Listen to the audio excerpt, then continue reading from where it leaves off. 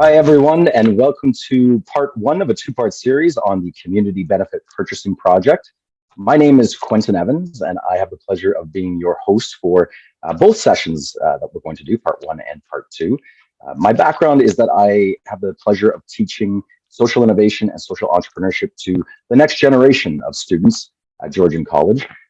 And I'm also in the Oro-Medonte area, which means that I am on the traditional lands of the Haudenosaunee people. And as part of the reconciliation for myself, in terms of land acknowledging and my role in that, it's important for me just to recognize the privilege that I come from and the sharing of the land now and what it means to me in terms of what the land gives me, but then also how can I actually give back to the land? And so part of that winds up manifesting in a sense of how I choose to use my dollars, where I spend my dollars in ways that hopefully profit social and environmental pieces as opposed to extract from them, which is a tie-in to what today's conversation is going to be about. I have the distinct pleasure of introducing the team to you who actually ran this project, and they are a team who's very close to my heart. I've had the pleasure of getting to work with them on other projects in previous times.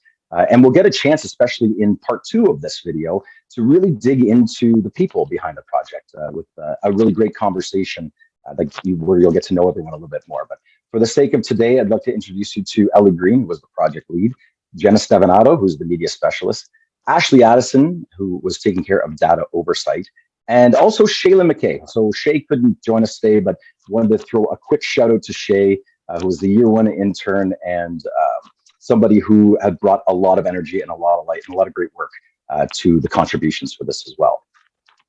So what does today look like, or what does at least part one of today look like?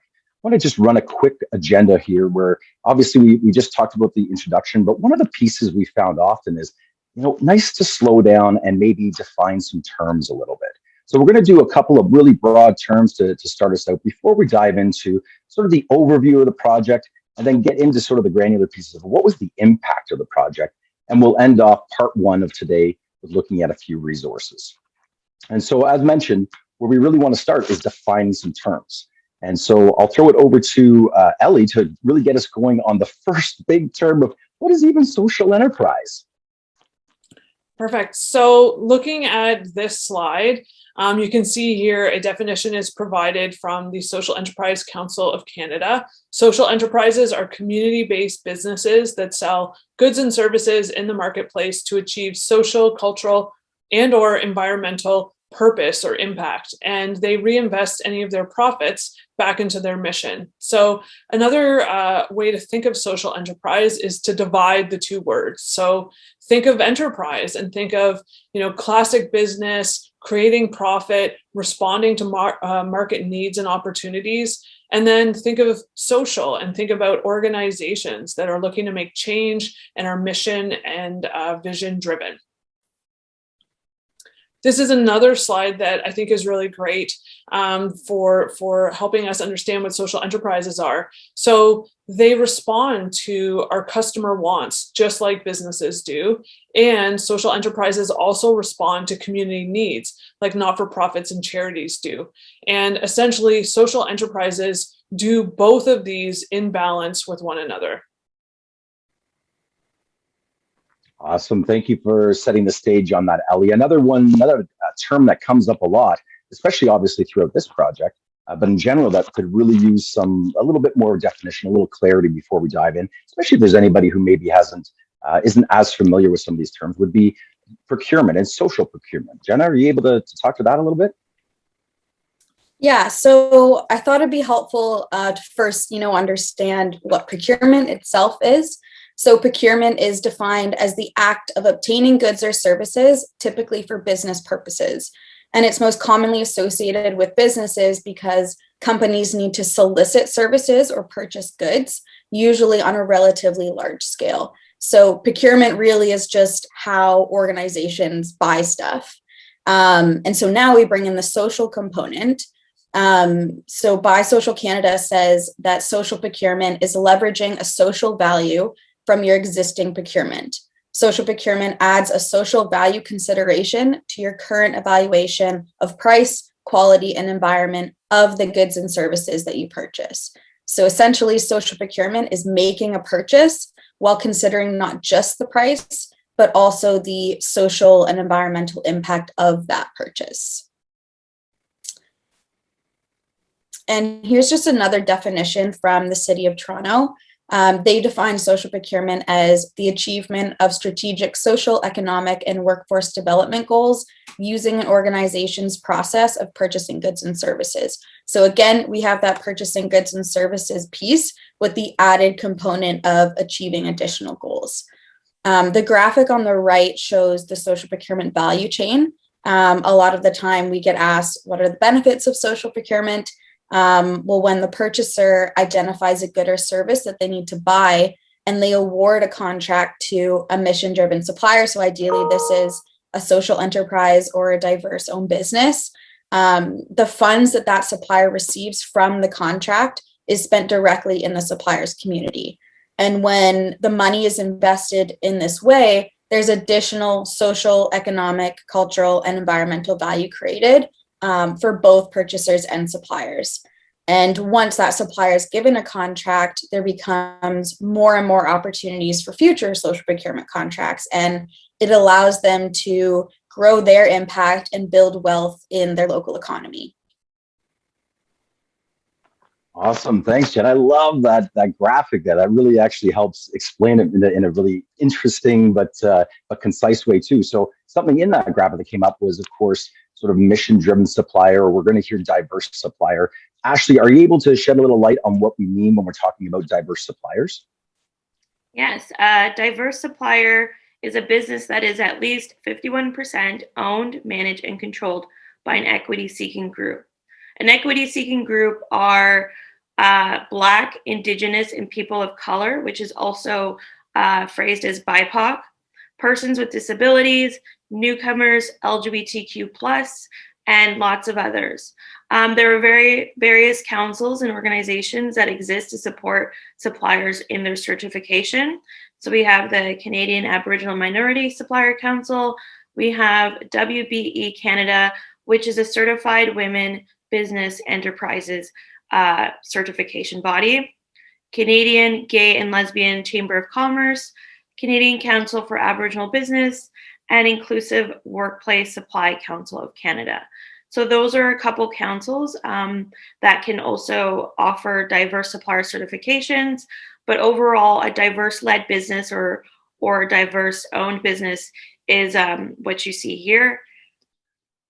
Wonderful. Thanks, Ashley. Really helps frame what today's conversation is. We're going to dive into sort of what the project really, how it took life and some of the components. So I'm really, really thrilled that we just took a minute for maybe those who aren't familiar with terms, or even for those who are, but we're interested in sort of how they're being used in this context.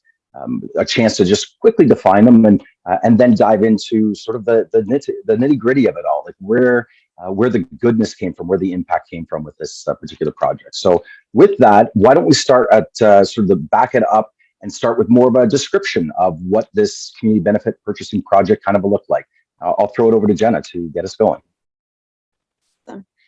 Yeah, so the Community Benefit Purchasing Project was a 2-year project funded by the Ontario Trillium Foundation, and it was a partnership project between Ashoka Canada and Georgian College. So Ashoka is a global network of change leaders, which they're called Ashoka Fellows, and educational institutions that are called Changemaker campuses. And these change leaders and institutions are focused on change making and social innovation. And Georgian College is actually the first and only college in Canada to be designated by Ashoka as a changemaker college. And across the Central Ontario region, there are 7 Georgian campus locations. And this project had really incredible leadership representation from both partners. So we had Barb Steele, who is the executive director of Ashoka Canada, and Susie Addison-Tour, who's the director of social innovation and student success at Georgian College. So the goal of this project was to create new training opportunities for social enterprises and diverse suppliers, along with purchasers in Central Ontario in community benefit purchasing or social procurement. And by enhancing people's economic well-being, this initiative was designed to impact the lives of 415 people in the community. And you can find out more about Ashoka Canada on their website, which is ashokacanada.org, and Georgian College at georgiancollege.ca. So now I'm going to pass it over to Ellie to actually dive deeper into how we plan to achieve these project goals. Thanks, Jenna.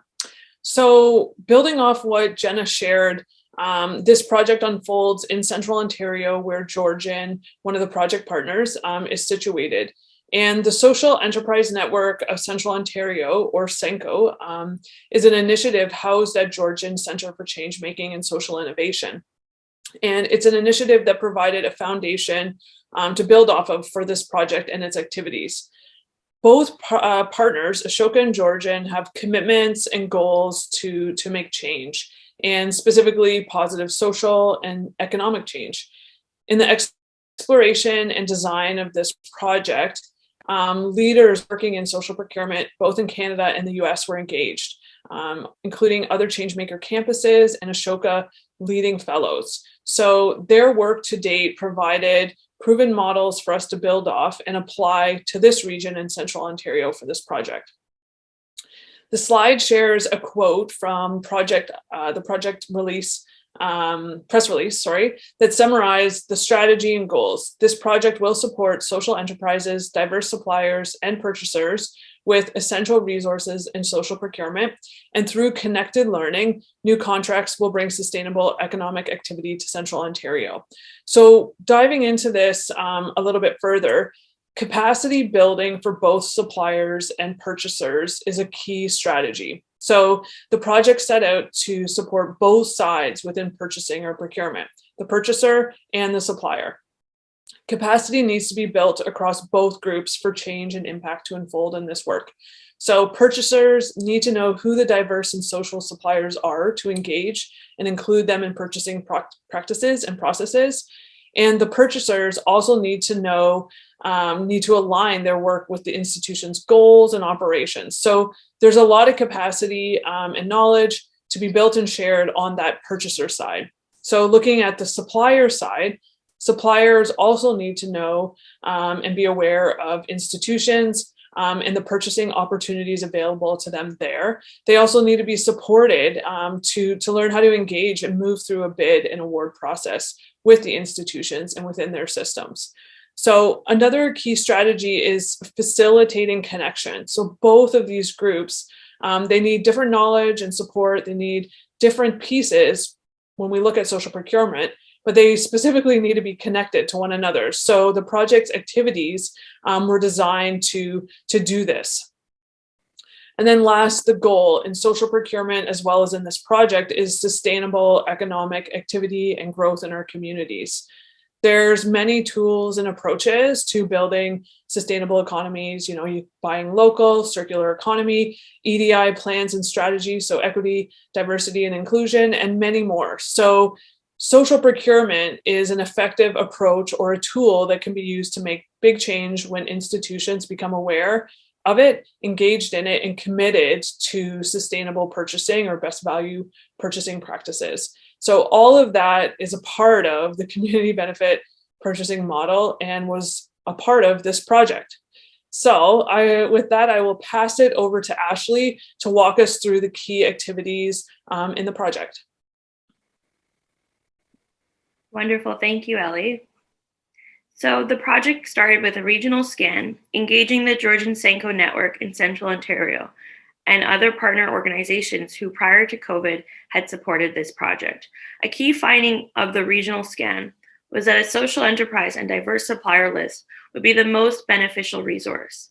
Another finding identified the biggest barrier to engaging in social procurement activities was identifying social enterprises and diverse suppliers in Central Ontario. Based on that information from the regional scan, the directory became a priority to implement first. 2 questionnaires were created, one for the suppliers and one for the purchasers, based on conversations that we've had with project partners at the start of the project. We learned what information purchasers were looking for from suppliers. The questionnaires were launched in the Georgian CENCO newsletter to a list of about 350 contacts. 2 data collection periods occurred, one from October to November of 2020 and another collection period from January to February of 2021.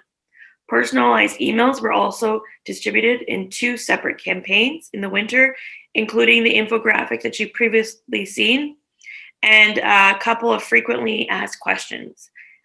At the end of the collection period, a total of 65 suppliers opted into the Social Enterprise and Diverse Supplier Directory, and we had 17 purchasers opt into the Purchasing Directory. Throughout this project, the students across 7 campuses were engaged in 2 Changemaker in Residency Weeks at Georgian College and institutions across the globe at the Ashoka U Exchange Conference in 2021. Over the course of 20 months, there were 25 expert-led sessions. The first was a series with leading social entrepreneurs in our province. The next 3 sessions and subsequent sessions were the start of our project partner event series. The first was a discussion about social procurement with Sean Loney from Encompass Co-op, Anchor TO, and By Social Canada. 2021 kicked off the social procurement case studies event series, once again with our project partners. And we closed out the spring with 2 readiness sessions. Once again, one with By Social Canada, and the other was with Sean Loney and Lucas Stewart of Encompass Co-op.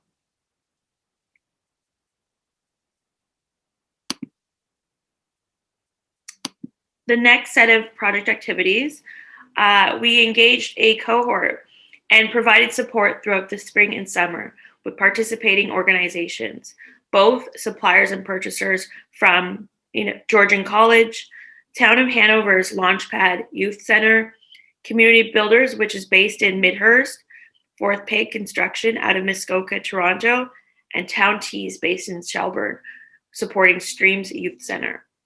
So over the course of the summer of 2021, mentorship and coaching sessions were held with project partners Encompass Co-op with 4 social enterprise organizations that we've previously mentioned above. Together, these organizations worked on specific social procurement goals. Some of their objectives were to respond to RFP opportunities, formalizing social procurement contracts with current institutional clients, and just how to pitch their products and services to municipalities. That summer as well, Georgian College's community practice piloted a social procurement RFP, which served as a learning opportunity for one of the participating organizations. The summer also kicked off the audio documentary activities. Throughout the course of this project, it became apparent how relevant this work is to the current state of Canada and also the world. Social procurement is rooted in economics and community well-being, and therefore has shed an even brighter light on today's most pressing issues like climate change, equity, diversity and inclusion, Indigenous reconciliation, and COVID recovery. These themes were shared in parallel with the timeline of the Community Benefit Purchasing Project throughout the 3rd audio documentary episode. We will go into more detail about the impact metrics later. But over the course of the pandemic, over 500 individuals were engaged through all of these project activities. As we come to the close of our project assets are eagerly being packaged into slides, recordings, and our audio documentary. I will touch on these specifically later in our presentation. Now I'll pass it back over to Jenna. Awesome, thanks, Ashley. Ashley mentioned some of our amazing expert partners that we've been working with throughout the course of this project, and they were a huge part of delivering this project. So we had Sean Loney and Lucas Stewart from Encompass Co-op in Winnipeg, Manitoba. Sean is also an Ashoka Fellow and an author, and he, alongside Lucas, led several virtual sessions with us on introducing social procurement case studies, supplier readiness, and they also did individualized coaching and mentorship with our cohort of suppliers. Another delivery partner was By Social Canada, based in Vancouver, British Columbia. By Social Canada is an initiative that promotes social purchasing and social enterprise certification. So we had a few representatives from By Social who joined us for various virtual sessions. We had the executive director, Liz Chick, do an introductory session on social procurement. We had Tori Williamson, who's the Director of Education and Communications, lead a case study session and readiness session. And then finally, we had managing partner David LePage walk through the social enterprise certification process with our supplier cohort. And our last delivery partner was Anchor TO, which is an initiative of the City of Toronto in Ontario. Anchor TO is a community of practice of 18 participating public institutions, and they're dedicated to supporting and advancing the capacity of institutions to engage in social procurement, inclusive workforce, and capital investments. Both Wayne and Hanifa joined us for virtual sessions to share their expertise in work in social procurement, specifically at that institutional level. So having these experts support the project was not only a privilege for us as a team, but it added so much value for the suppliers and purchasers that we were working with. And it really contributed to the overall impact of the project, which Ellie is going to walk us through now. Thanks, Jenna. So through this 2-year project, engaging social and diverse suppliers in Central Ontario to create a directory so that institutions could also opt in and purchase for them was one of the really big tasks the team took on. Outreach for this activity included sharing a detailed questionnaire for suppliers and purchasers to opt in to the directory.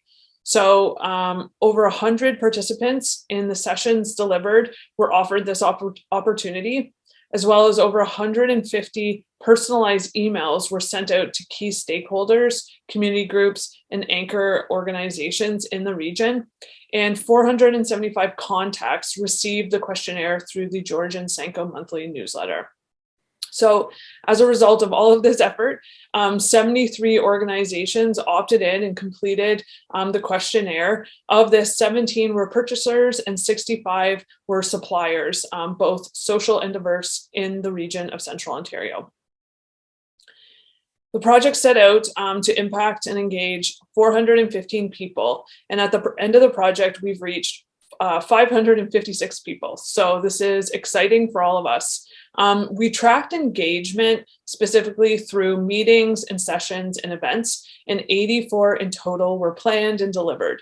37 specifically with purchasers in mind, 23 for suppliers, and 24 public events for both purchasers and suppliers, along with community and the campuses at Georgian College. So back to Ashley for our final section. Awesome, thank you, Ellie. So I will now go over some of the exciting project resources that we have. Listed here, you see all of the final assets that will be available as a result of this project. I will go over them in order.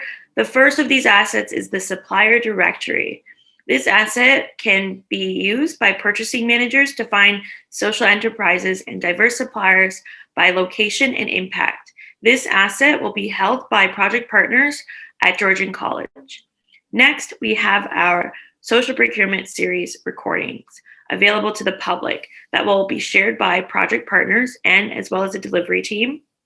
We also have the audio doc or podcast, which was created during the project and focused on social procurement. Jenna Stevanato was also our podcast host, but was also a media specialist and put this audio doc together. It will be the third episode in our social enterprise audio documentary series, which was created by Sanko at Georgian College. And this can also be found on our Sanko channels on all major streaming platforms, so Spotify, Apple Music, SoundCloud, and YouTube. Lastly, the final report will be a guide to all of these project resources and will provide more in-depth information from project activities not included in the audio and video assets. This includes case studies from the aforementioned mentorship and coaching sessions we had in the summer with the suppliers and the purchasers, and additional data collected throughout the project. This final report or guide will be shared by project partners and the delivery team. So yeah, we're excited to roll out all of these project assets, and I will pass it back over to Quentin. Wow. So I just have to say, before we close off and we move to part two, that I had the ability to see this project at the very beginning, to watch this team start this project out. And truthfully, I had no idea that it was going to flourish the way that it did. And that's a huge compliment to this team for bringing what they did. I have a million questions going on in my head based on the incredible outcomes that this team achieved, as I'm sure many of our audience do. So with that, I say stay tuned. Part 2, we're going to dive into some of the more maybe granular pieces, but also get to know the people behind the amazing work. So thanks, everyone. We'll look forward to seeing you for part 2. Hi, everyone. My name is Quentin Evans, and I'll be your host for part 2 of our great conversation around the Community Benefit Purchasing Project. This is our opportunity actually to meet the team behind the outcomes and bring in a bit more of a personal perspective on the work, the future, and the impact, or as I like to say, this is your chance to meet the magicians behind the magic. Let me start by introducing a really amazing person, Ellie Green. I've known Ellie for over half a decade, and she has wowed me the whole time as a true leader, and it truly has evolved now as one of the go-to experts for all things social enterprise in Central Ontario. Ellie, would you like to take a minute just to introduce yourself to everyone? Whoa, thank you, Q. Sure. So I guess a few pieces about me. As Q said, have been working in social enterprise. And when I look at the stretch of, say, the last 20 years, I've been working primarily with not-for-profits, supporting them in community development, social enterprise, network design, development, engagement, and also things like social enterprise feasibility, business planning, and so forth. And then now social procurement. So really diving into the space of social procurement.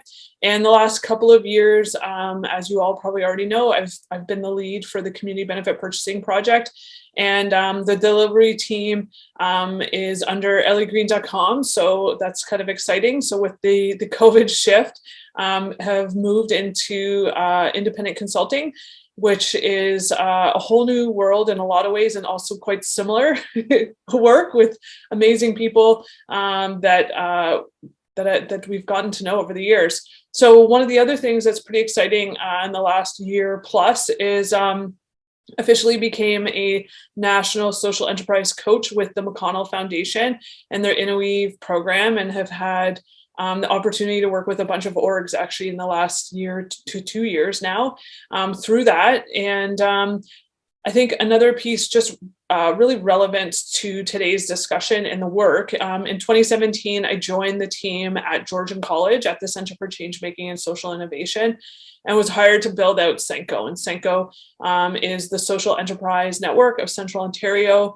So in that role, I had the opportunity to facilitate extensive regional, provincial, national partnerships through the 3 years I was in that role. And yeah, prior to that role, my path stretches all over many different industries, positions, a lot of time in the social service sector, from early days frontline to volunteer management and so forth. And then I also in my life have had a stretch as a entrepreneur in the fashion industry as well. So I'm all over the place. So I better wrap it up there and pass it back. I was diving deep. I was like, tell me more. This is the true thing about this team, is there's such a unbelievable background for everyone that having the team actually come together and work together is why we get incredible outcomes like we did here. I want to introduce you to someone else I've known for about half a decade or so, Jenna Stevanato. I think when I first met Jenna, I was like, how is it possible that someone who was just graduating from school has so much stuff figured out? I remember thinking, this took me years to actually figure this stuff out. But in trueness, she is a true rising star in this whole field. And her genuine desire to help others, like at its base root, has both been so helpful for me as I've leaned on her in various capacities of work. But then also it inspires me more than she'll ever know. So really thrilled to introduce you to Jenna Stevanato today. Well, thank you. Such a generous introduction. Thanks, Q. So I have been working in the social enterprise sector now for almost 6 years. And So I graduated in 2019 from Wilfrid Laurier University with my Bachelor of Business Administration. And while studying there, I really focused in on marketing and sustainability in business, and especially social enterprise as well. And I was first introduced to social procurement when I did an internship out in Vancouver with Buy Social Canada, which was an amazing learning experience to be working alongside these national leaders. And then I also worked with a nonprofit called Redwood Park Communities in Barrie, Ontario, as their social enterprise and project advisor. And since about 2018, I've been working in various roles with Georgian College and Senco Social Enterprise Network of Central Ontario. And so over the last 2 years, I was the media specialist for the Community Benefit Purchasing Project, as well as the project coordinator of Senco. And now I'm working with Ellie and Ashley as part of the EG team as a supporting consultant on some different social enterprise development projects. And that's been amazing. So, yeah. Awesome. Thanks, Jen. And yeah, and Jen just mentioned Ashley. So Ashley's someone who I've just gotten to know sort of over the past couple of years, so not quite as long.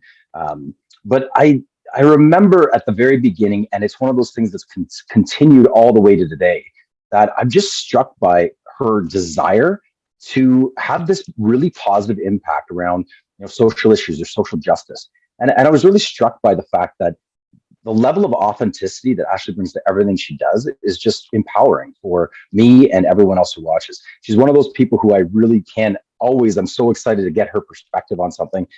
So with that, I would introduce you to Ashley Addison. Thank you so much, Q, and thank you for the formal introduction with my full name. Yeah, so I am a freelance project manager, and I also work as a support consultant for elliegreen.com. And I have been working in advocacy and social justice for as long as I can remember. Right out of high school, I was on the editorial board of a independent girls magazine called Venus. It was run out of the drug-free arcade at St. Stephen's Community Center. We did a lot of short films. We did documentaries. We spoke, on radio channels, and, did a lot in terms of social justice before, it became what it is today. I've also was in a club at U of T called Journalists for Human Rights. Once again, more advocacy work. I've always done a bit of programming as well. And I've always worked with an equity lens. So I'd say that it's my specialty is providing an equity lens to the work that I do. I actually met Ellie back in 2015. We helped to launch Sketch's first social enterprise, SpaceShare. That's when I really became interested in space equity and sustainability and how space is used and in terms of community use and access to things. That's a bit of my background. I grew up in Toronto, and I've always done special projects around, equity, diversity, and inclusion, mainly in the arts, but I have ventured into the public sector. I did a contract with Public Health Ontario, which was really great for me to see, a provincial public sector lens to, many health equity issues as well. So I brought this lens into the work I'm doing now, as a BIPOC myself, I can offer, a bit of insights into, supplier diversity within this project, and also, a bit of that marginalized community lens as well. So awesome. Thank you, Ashley. So for anyone watching, you're starting to get just a little glimpse of why I always feel so honored to get a chance to work with this team, not only for the quality of the work, but the quality of people that they are. So okay, so for today, we're going to actually do a little bit of Q&A specifically around our community benefit purchasing project. So in order for our audience to maybe be able to relate a little bit more deeply, I'm going to frame today's session by saying, let's pretend that I'm asking your team these questions from the perspective of either a regional organization or maybe a post-secondary institution, which hopefully will allow our audience to kind of deepen their connection to this really powerful concept of social procurement. Okay, so where do we start even with this inspiring work? And I was thinking about this and saying, before we get a bit more granular, in later questions, wanted to start again with maybe a broader view. And so, Ellie, I was wondering if you could offer sort of a 10,000-foot view of how you might suggest to a regional organization or a post-secondary institution, where can they even start? Yeah, okay. So with this question, and thinking of the work, the social procurement work within whether an organization or post-secondary, I think one thing that's really important to know is there's kind of two big pillars or departments or sections or however you want to frame that when we roll this up really high level. So there's the technical side, data, budgets, processes, really operational aspects of social procurement. So if orgs are looking to explore social procurement, community benefit purchasing, just know that it ties into so much of the operational aspects of your work or your organization. And then on the other side, there's the change management. You'll hear a lot in social procurement. The change, there's folks within your organization that are looking to make change and are potentially on the development side, the program side, and so forth. And so when we look at social procurement, change management and that type of approach is so important. So you need to ensure that there is, organizational buy-in in what you're doing. And so that's maybe really high level. And then I think one thing that's important in a lot of our organizations, the leadership of these two different sides is also usually different. So your leadership also needs to be committed and engaged at implementing this work. So social procurement, it shows up throughout all aspects of your organization is one thing that I would say. And then I think another piece that's also really important to just really get into is that change piece. So social procurement is bringing change to, processes and policies and things that have been in place for a very long time. And this change also ties into relationships. So relationships that, say, your budget holders have with, existing vendors or suppliers they've been purchasing for forever. And so there just really needs to be, a good understanding and commitment to the journey of implementing or exploring, becoming aware, and then implementing social procurement in any way. So maybe I'll just start with that. That's awesome, Alan. I know that was a big question to say, like, can you give an overview of this whole thing? But I think the theme that came out for me anyways was around transformation and how many people and stakeholders and partners we need in place to truly transform for the better. So thank you for setting the stage on that. This next question is really for all three of you as we get a little bit more granular now. So one of the pieces that really jumped out to me, one of the, from this whole project, and there was a ton of them, but was this concept of creating this directory of diverse suppliers and social enterprises for purchasers to become familiar with.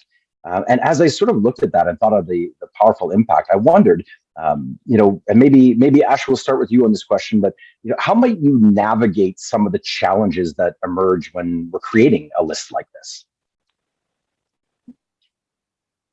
Yes, thank you. I think one big way that we managed challenges was having a clear communications plan and strategy to getting organizations to opt in. We created about 3 different campaigns to capture, all of the data that we have in our directory. We finally landed with a campaign that was set up sort of as a FAQ to explain what social procurement was, what supplier diversity was, and also what social purpose impact was. That way people could self-identify and opt in from there. We realized early on that a lot of people weren't sure if they identified as a social enterprise or if they engaged in social procurement activities. Like, these aren't yet household words, and we're hoping, throughout the course of this project that it becomes more of like a household term. But we kind of had to break it down from impact to get people to opt in so that they could self-identify as well. And how we did outreach, it was basically It included putting together a robust list of known and unknown suppliers, once again, really working from the impact and looking for local certified organizations to help us with those opt-ins. So once again, many people not knowing whether they identify as a social enterprise, that meant, working a bit backwards. Like if you are a B Corp or if you work with Bullfrog Energy, you automatically have, made that decision to have a renewable energy or like a sustainable impact to your business. If you are Indigenous, Black-led, you already are inherently a diverse supplier. If your organization seeks to offer some sort of community impact, whether you work with at-risk youth or if your business serves, anyone, any sort of equity-seeking group, you are a social enterprise. So by offering that FAQ and a chance for people to really understand these definitions, we had a lot more uptake in opt-ins.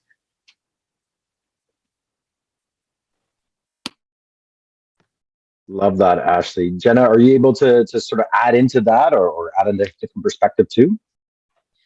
Yeah, I'd say building off of everything Ashley was saying, there, as us as the team designing this project, we know and understand the value and the benefits of this project.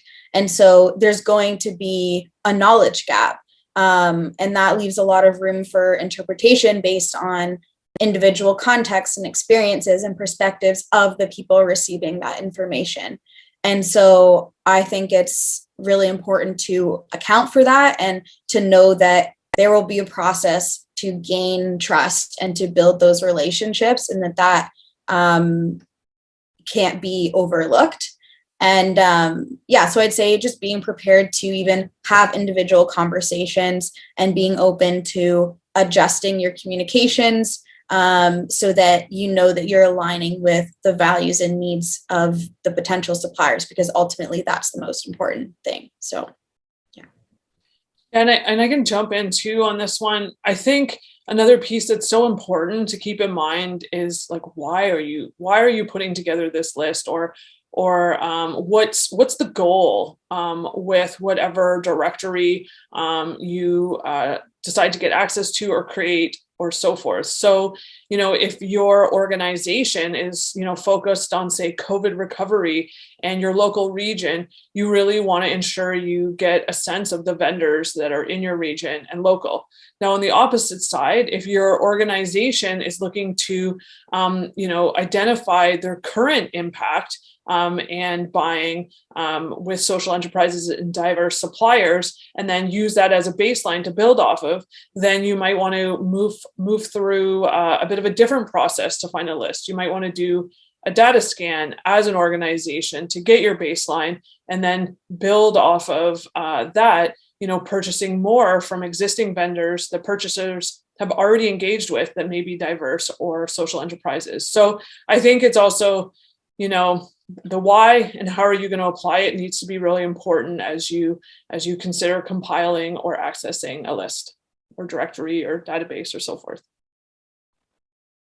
Listening to that, I mean, it's such a great example of your team and part of my awe for this team in terms of the intentionality that's always brought to the process and thinking through things with a lot of strategy. Okay, changing it up, curveball here. I want to do a rapid fire style. So I'm gonna throw this out to the three of you to think about, because I was super intrigued by the data that emerged from this project. We talked a little bit about it in part one video as well, but specifically regarding like the wide variety of industries that are really ripe for growth in the social procurement realm. So the rapid fire question to each of you would be, what industry would you offer as having huge potential when it comes to community benefit purchasing? Yeah, I will go first. Hospitality and food sector, a lot of great initiatives are fighting for food justice, fighting for food equity, and, eliminating the systemic racism around access to healthy food and targeting the root causes of food insecurity. That's a really big, opportunity for social procurement I could see coming out very soon. Some of my favorites are Food Share. They advocate for food justice by supporting community-based food initiatives and through ongoing advocacy and public education. And then Feed It Forward, which is a pay-what-you-can grocery store in the Junction. I actually lived just like 2 doors down from Feed It Forward. They are a Toronto-based Canadian nonprofit organization that, they have 2 goals. One is to feed, all Canadians that are food insecure, and the second is to reduce food waste. So basically, they work with food donations that would, go to a landfill, and they repurpose that into a pay-what-you-can grocery store. And I think what's so great about these initiatives is it's changing the conversation that, people that are, have low income or are newcomers, they don't have to just have canned goods or overly processed foods. There's a lot of people that are working so that they get fresh, healthy food just like everyone else. And they're really highlighting, the food disparity and inequities as the root cause of so many health issues within those communities as well. Okay, I'll go. So I'd say just based on this project, it really seems like there's a big demand from purchasers for custom apparel. And even though this market is pretty saturated, I think that if you're a social enterprise or a diverse supplier, that actually gives you a really big competitive advantage in that market. So yeah, that's what I'd say. Yeah, I'd go with construction because it's where really large budgets are spent within orgs and institutions. And also when we look at the vendors, there's a lot of opportunity with all of the different subcontractors when we, look at the food on site, hospitality, waste, diversion, uniforms, and so forth. So when we look at the construction industry, a lot of other vendors and suppliers are looped in. And I think another reason is because this industry, there's some really amazing leaders, national here in Canada, local, folks like Shandos Construction, community builders here in our region. So there are, folks who can do this work within the construction industry.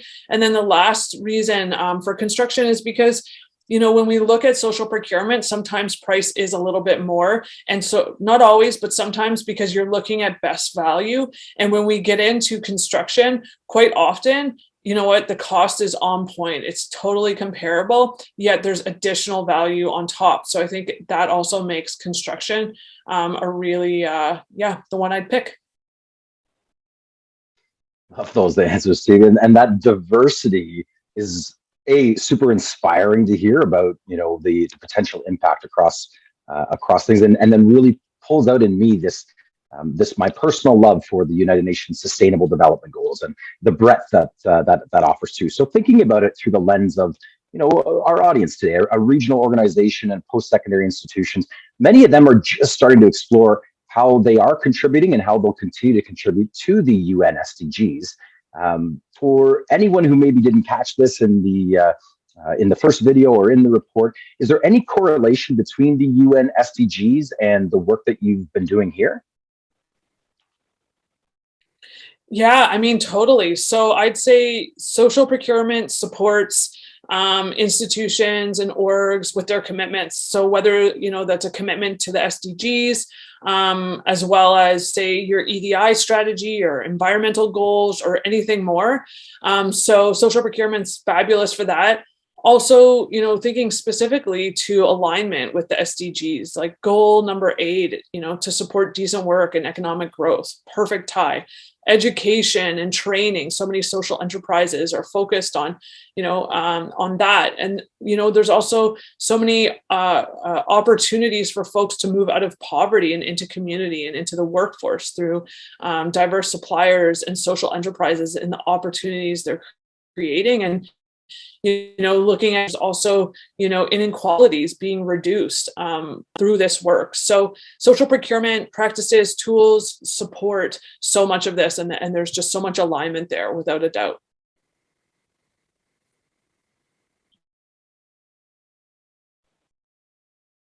That's amazing. Ashley, did you want to talk at all about the connection on SDGs?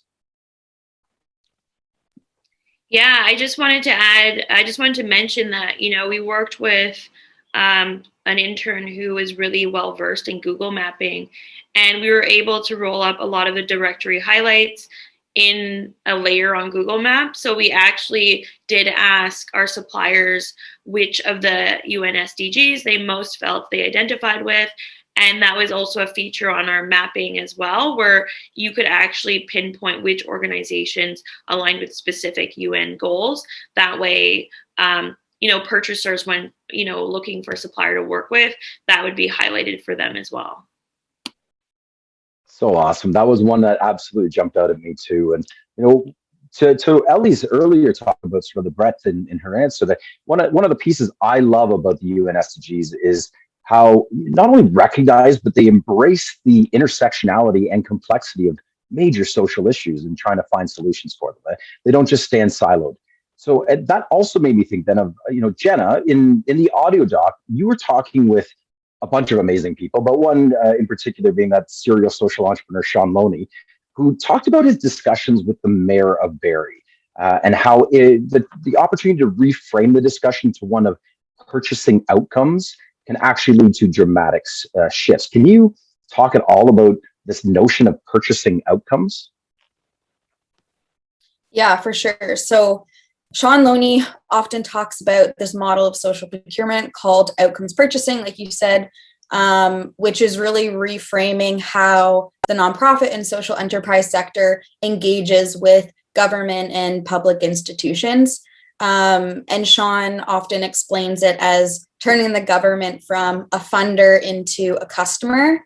And so how this works is, you have a nonprofit, a charity, or a social enterprise that's achieving social outcomes.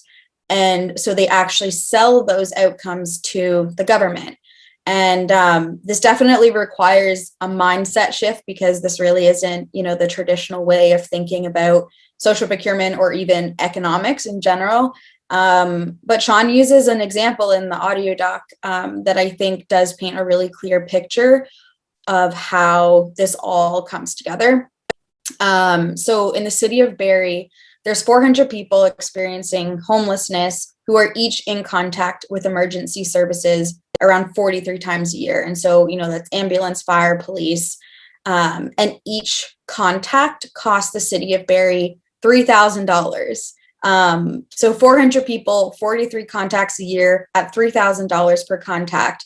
That's over $50 million a year that this municipality is spending on managing the homelessness problem. So what happens then when, a social enterprise like, say, Redwood Park Communities then provides housing supports and community supports and mental health supports to these 400 people? That takes a huge burden off of the city. So Redwood can place a dollar value on the outcomes they're providing, which is cost reduction and a reduction in workload. And Sean will say, we're not selling them a reduction in homelessness, we're selling them the outcomes of reducing homelessness, which again is relieving pressure on emergency services and the justice ministries. So it's a pretty innovative model. And in my mind, it's such a no-brainer because it's a win-win-win for everyone involved. And again, Sean, I talk with him in more detail about this in the audio doc. So this is just, super high level, and it's hard to really get into all the complexity. But so if you want to learn a bit more about Sean's model specifically, you can listen to the audio doc too. That was one of like 5, 6, 7, 10 things that jumped out at being like, wow. And, the concept of how it actually shows up in community is one that I'm often trying to even sort of share with students that I'm working with, of like, how do we make this real? Just following up on that question, Jen, I'm just wondering, for any of our post-secondary institutions who might be watching right now, can you offer any suggestions as to how you're fostering the integration of this amazing knowledge for students? Yeah, so when we actually released the first 2 episodes of the audio documentary back in 2018, we created an interactive workshop for Georgian classes specifically using the podcast episodes. And so we added visual components and discussion questions. And I found personally that this format was actually really engaging for students because I think that it provided a space for them to think about what they're passionate about, what they care about, and then also what they can actually do about it, because it was diving deeper into real practical examples of how social enterprise can solve these really complex social problems. Yeah, so that was a really cool way to integrate this work into the academic world. And, you know, I'd love to be able to do the same thing with this now 3rd episode of the audio doc too. Jumping off that one, I teach at Georgian one class each semester, and actually Jenna is going to be presenting next week this very presentation. And I've said to the students, the best week of the whole semester is coming up, because it's just so engaging and inspiring. And every presentation that has been delivered to classes I've taught, students are just so, you know, they leave energized, inspired, encouraged, and eager to dive into this type of work, which is so needed. So yeah, so back to teaching, I also had the opportunity to take one of the assignments that the students complete in one of my classes and turn it into a CSL assignment, so a community service learning opportunity for students. So this was awesome. It allowed them to engage with the community and then also to reflect on the work and the assignment that then unfolded. And I think I just said, but I teach in the social service worker program, community practice, community development. So, you know, getting getting the students engaged and interacting with organizations and social enterprises and diverse suppliers, I think is so important. And projects like this one, you know, and work in social procurement, social enterprise, equity, diversity, inclusion allow for a lot of opportunities to tie into education, whether it's business, social service, you know, even finance, just to mention a few. So there's a lot of opportunities here to tie in. Absolutely. Thank you. That's actually, it inspires me too. I've had the distinct pleasure of having members of this team from previous work, not on this project, join in classrooms and be able to knowledge share that with students and our community as well, our post-secondary institution. Every single time when I hear the work that you're doing in this new project, it reminds me of the concept of, you know, the rising tide actually lifting all boats. And it's really inspiring for me to learn about how you've constantly and consistently prioritized the power of collaboration to drive those positive community outcomes.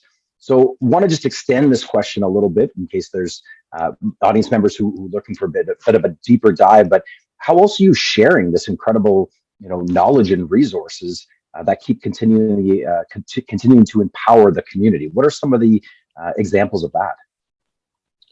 Sure. Yeah. So yeah, I love that idea, the rising tide piece. And when I look at this project, when I look at the work unfolding, you know, across the sector or whatever of social procurement, collective effort is huge.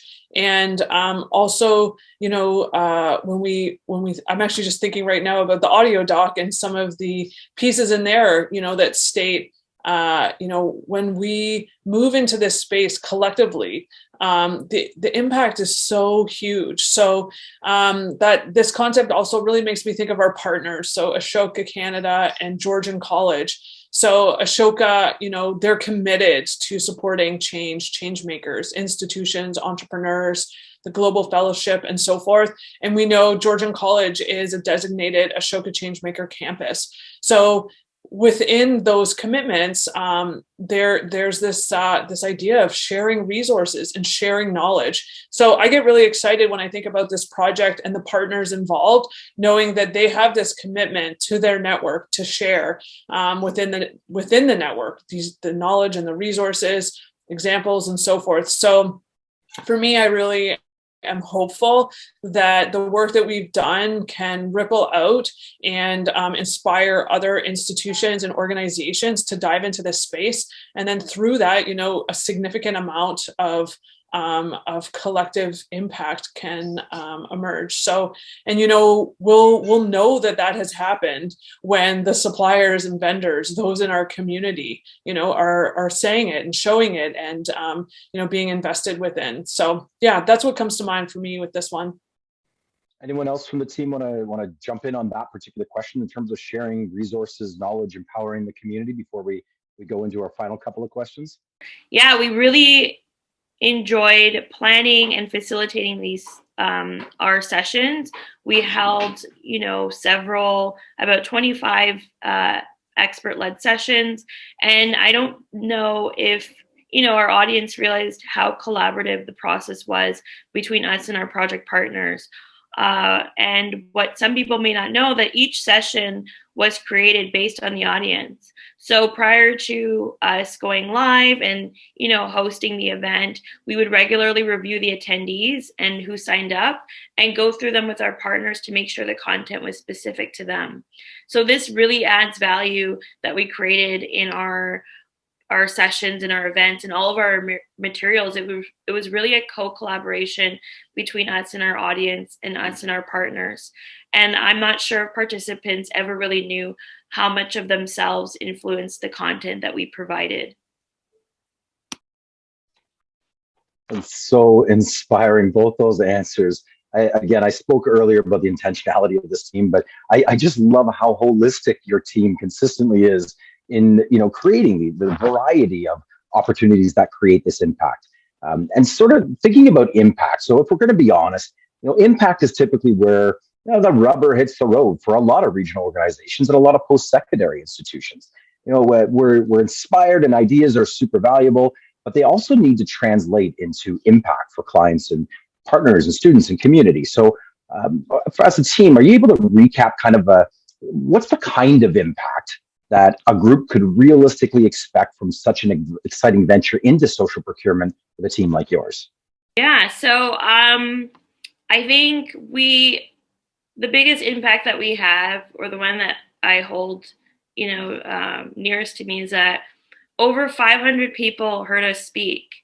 I think if we look at the metrics in terms of the data, yes, we have 65 suppliers across several counties in Ontario, across 9 sectors.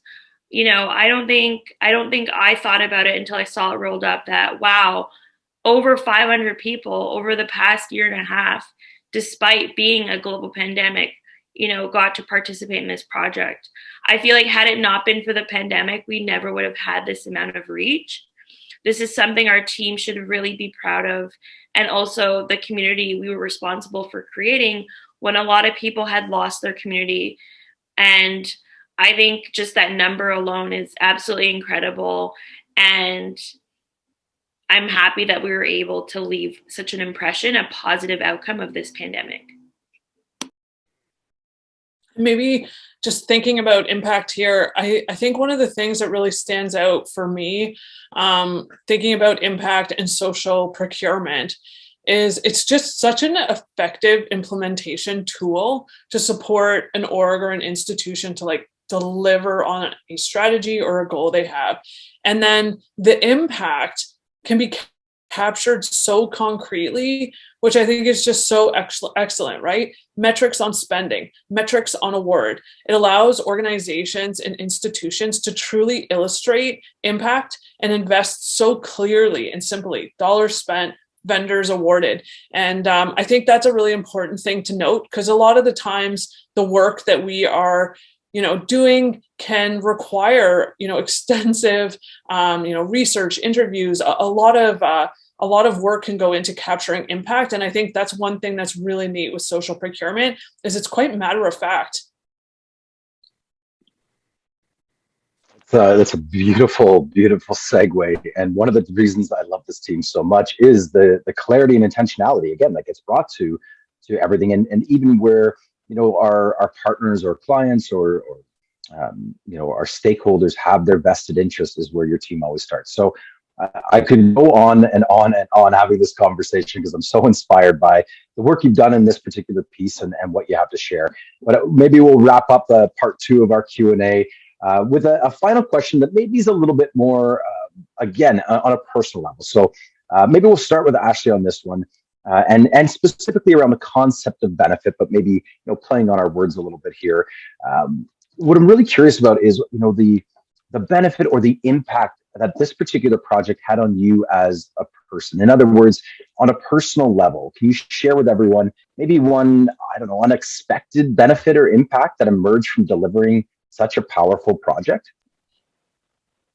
Yeah, I think for me, it was how much influence I had in shaping some of these social procurement processes and how I can really advocate for the communities I'm a part of. Yes, it's just me, but I do feel a sense of responsibility to ensure I'm factoring all of the people who don't currently have seats at these tables. Sometimes it feels both empowering and overwhelming. I draw a lot of my experiences from the community, like I said, the communities I'm a part of, just, really staying in touch with the community. What does the community want? What are allies saying? And factoring this into the project and, hoping that I'm doing enough on my end to ensure that their voices come across in everything that we're doing.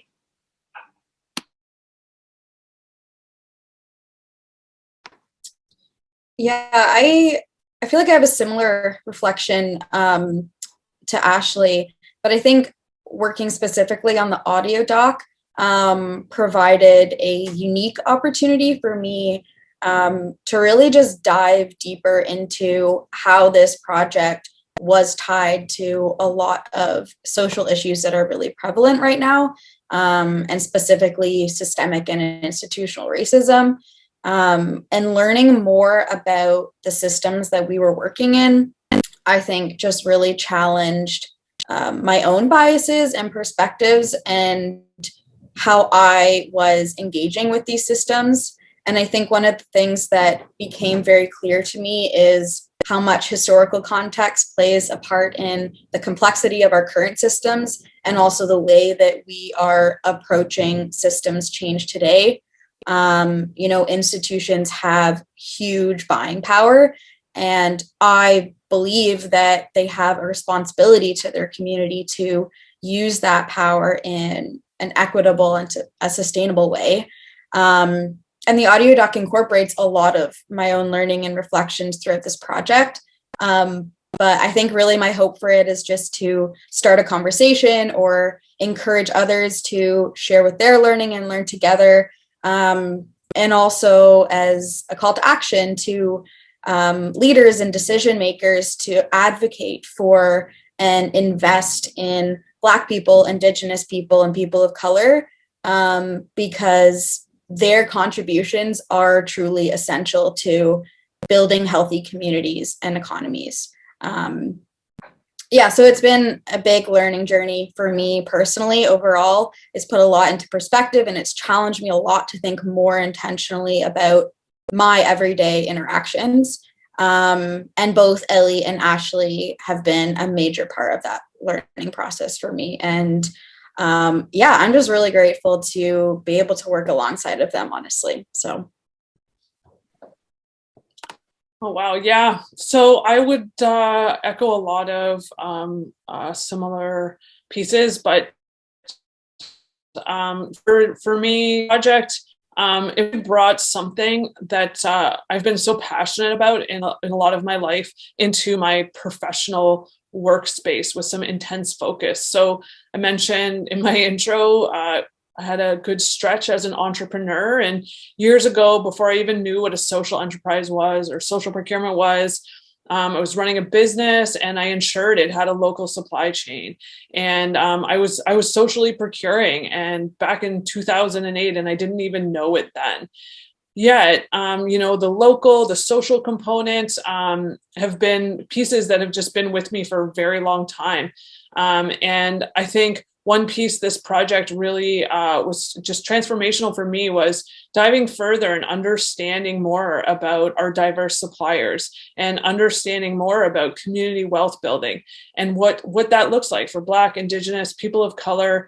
And I think the movement that occurred throughout the pandemic that unfolded really aligned with our work. And personally, you know, they challenged me, they motivated me. And, you know, looking at racism myself, looking at racism within the organizations and systems I work for and am a part of, you know, this has been a really important piece that this project has allowed space for in more of a, you know, a greater depth. So to me, this is something that really stands out. And, you know, looking ahead to the work that I'll spend my time on, and, you know, the way that I'll spend my money, I think will change even more. And then I think just like the final piece, delivering this project during a global pandemic, the first global pandemic I've ever faced, with this team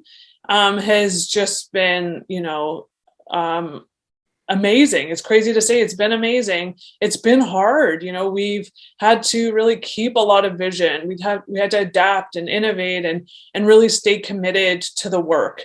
So I think that's something that's really important to note. And I think in doing that, this project really allowed me to lean into my strengths and to own those strengths and to just dive into them and, become them. And then also to witness, you know, Jenna, Ashley, Shay as well, just excel in their abilities and their skills has been just really an amazing aspect of this project. So yeah, each of our journeys and growth has just been beyond my expectation in this project. So yeah. Wow, team. Wow. The courage, the vulnerability, the authenticity that came out of those questions. I honestly can't thank you enough for taking the time to share you with me today, but also to share this inspiring, innovative conversation. I feel really, really blessed, especially as I get to know the magicians behind the magic a little bit and a little bit more deeply. For our audience out there, before we go, if I'm a community organization or maybe a post-secondary institution, I want to take my community impact to that next level. What's the best way to connect with you and your team? Yeah, sure. So so you can connect with us through elliegreen.com, so www.ellygreeen.com, and all of our contact info is there, so you can engage with any of us on the team without a doubt. And obviously, you know, connect with us as individuals too. You can find all of us on LinkedIn and so forth. That's how I would engage. I'll of course plug the audio documentary. So you can listen. So there's 3 parts now. The 3rd part is the one that focuses specifically on this project. So you can listen to that on Spotify, Apple Podcasts, and SoundCloud. So amazing, team. Thank you once again, Elle, Jen, Ashley. I'm just such a fan of you as people, even beyond the incredible work that you do.